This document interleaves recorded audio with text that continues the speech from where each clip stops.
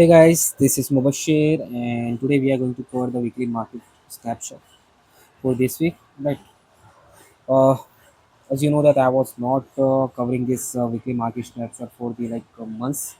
I mean, I was too much busy for because of my job. Right? I was working in the Motilal as well. Now I've recently resigned from that position.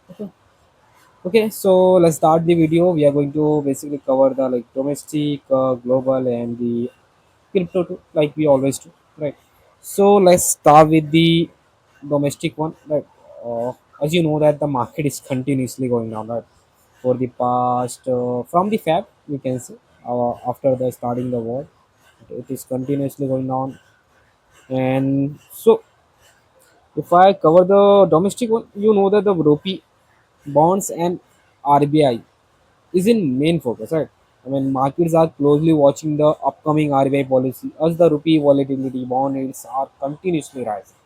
I mean, if I tell you about the dollar against the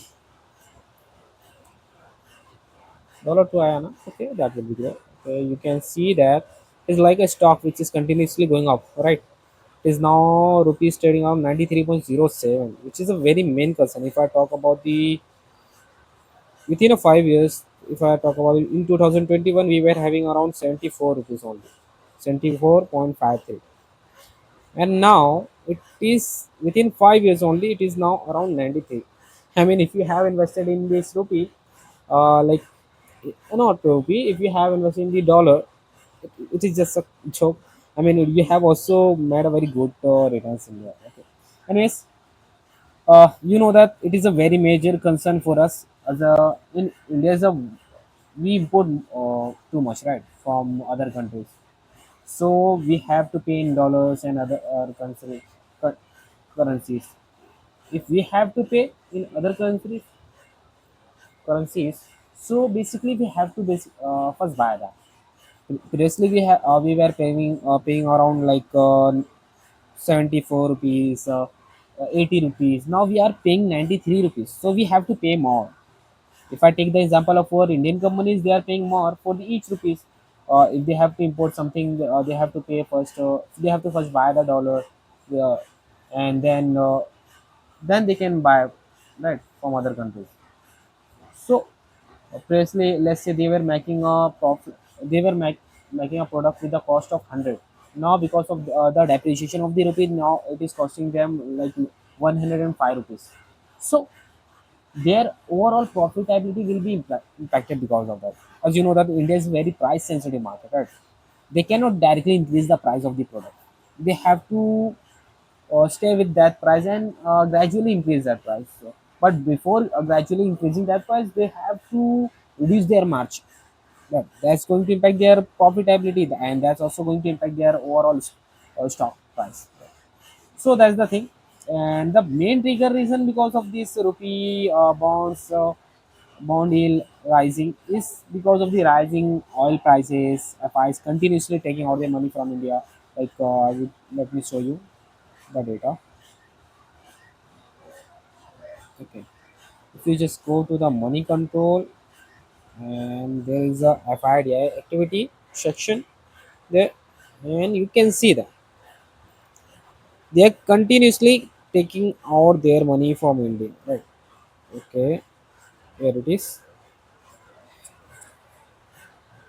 You can see that uh, there was a small in February 20, February 10th April. There was a little bit positive, but afterwards negative, negative, negative, negative, negative.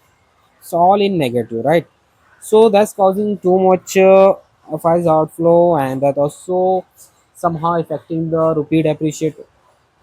It is helping to depreciate the rupee, right?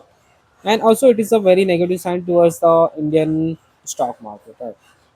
So that's the thing for the Indian market. It is continuously going down, and you can see the Nifty 50 chart. Let me clear it for you. Let me show the 1 day data so that you can understand. Okay, if I okay, let's start this from the fact. If we check from the Fab, it is now market is down around 8.46%, and the all-time low was around 15%. So you can understand it is continuously going down, right? But there is a forex reserves and macro stability thing. I mean, RBI confirmed that India's forex reserves it is around $697 billion. That is still strong, right? Despite volatility, India is not in crisis. Strong reserve is equal to ability to defend rupee, right? So overall, if I talk about the market impact because of this huge reserves, prevents panic selling, support long-term investors' confidence, has bond market stability. Right? But if I talk about the oil shock, right? India, I mean, biggest risk to India right now is the oil shock, right? I mean, oil prices have surged around 50 to 55% since the late February due to the geopolitical tension. As you can, let me show you the details of that too. Hmm. You just go to the global section, just go to here, and you can see Brent crude oil. Look at this. It is now trading around 94. I saw that around 64 if I'm not wrong. Yeah, I was not wrong. Let's see from the February here. Okay, from February 2 when the war has started. You can see it is around 43% now, and it was went up to the like 72%, right? And it is oil price, it is not some stock, right? So that creates too much tension. I mean, we can see instability in the market because as you know that whenever the stock like crude oil prices spike go up, that's going to impact your overall economy, right? How? Because you know that from the crude oil they extract diesel, petrol, gases and all, which is used for the transportation, right? And if the oil prices is going crude oil prices is going to up, that's going to impact your gas prices, petrol, diesel prices going up. And that if that goes up, that's going to increase your transportation costs, and if the transportation increases, your goods and services will prices will increase also, right? So that's the thing, not some that's goods, FMCG or consumer durables and all. So it matter for us because India imports around 85% of oil, right? So it is going to directly impact on inflation, going to impact on inflation, fiscal deficit, and also currency, as I told you. So that's the for the domestic part. Let's go with the global part. I think for the global, let's go with the S&P like we always do. Okay, I have a playlist for that too. S&P 500. Here it is. Okay.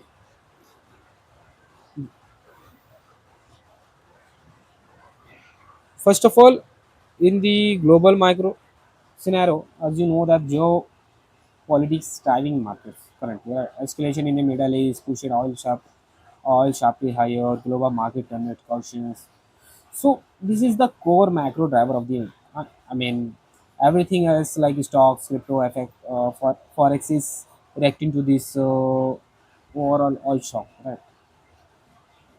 If I talk about the in short market impact, global equities, volatile, emerging market pressure, safe haven, they are more demand. As you know that gold and silver were rising too much. I know that silver is now around down around 40 to 30, 40 to 30%, but gold is still rising.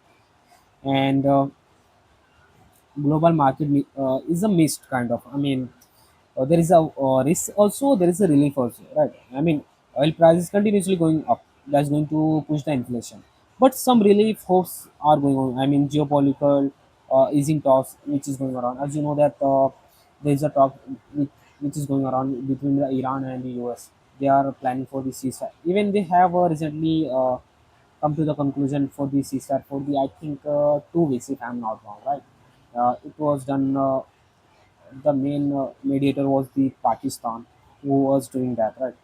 So yeah, that's the thing. There is a chance that the market is going to be stabilized, but it is least likely. As you know that Donald Trump always break their his rule, right? He has confirmed the ceasefire, then again has started. and he is not cooperating with the demands of the Iran and all. Right.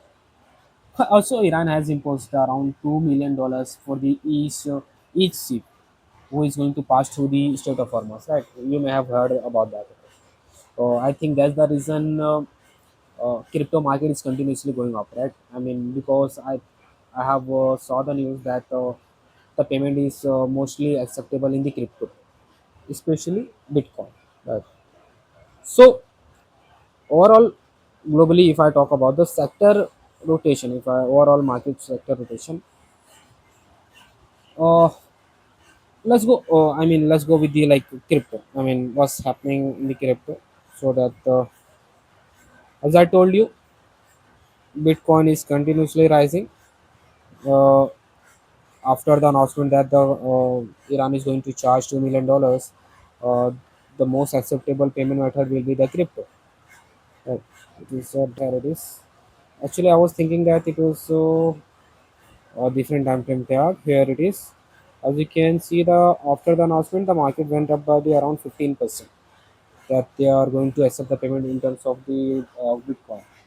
So yeah, uh, but again afterwards the market went down, and then again it is rising. As you know that crypto is too much volatile market, right? But yeah, if I talk about the from the it is all time high, it is continuously going down. Right, it is continuously going down. So overall, if I talk about the domestic market, for specifically India, the market is continuously going down because of the inflation rates, oil prices, CNG. I think uh, there is India is not able to deal with this situation because they must have some reserve for that, right? I mean, if they know that they mostly import their oil 85%, so they must reserve some of that this oil, so that whenever this kind of crisis happen, they can maintain for the at least 2 months, 3 months like that, right? I mean, it is up to the government. We don't have to comment on that, right? So basically, domestic market is not doing well. Global market is slightly stable, not slightly stable. We can say neutral phase, and the crypto market is continuously going down. Yeah, but there is some positive news. Because of that, it is going to up by the 15%. So in this kind of market scenario, I would suggest you to invest more, right? So that you can take the advantage of this downward market, because as you know that you're going to average out your investment through this if you do like lump sum in this kind of market scenario. So thanks for the watching. Have a nice day.